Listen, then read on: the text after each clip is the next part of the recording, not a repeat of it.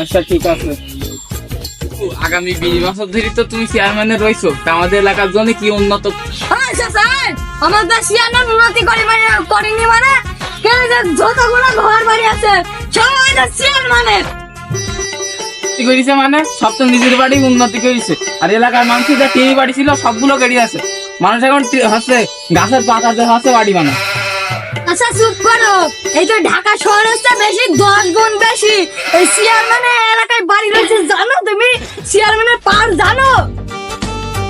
আরে তোরা চুপ কর। আরে চাচার দিক শোনো, এবার তুমি একবার ভোট দিয়ে দেখো, তাই কোনো গরিব রাখবো না, সব উন্নত হয়ে যাবে।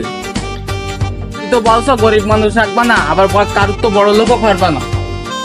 পর তো সবার তো লাঠি মেরে বের করে দিয়ে ওই জায়গায় তুমি বাড়ি বানাবা 500 তলা। চাচা তুমি মাত্র একবার আমার ভোট দেবে, একবার দাও তুমি ভোট, তারপর দেখো আমি কোনো ভুল করবো না। তারপরে আব্বা তুমি কি এখনো চেয়ারম্যান আছো?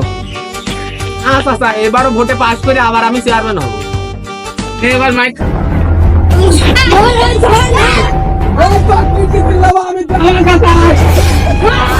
আমি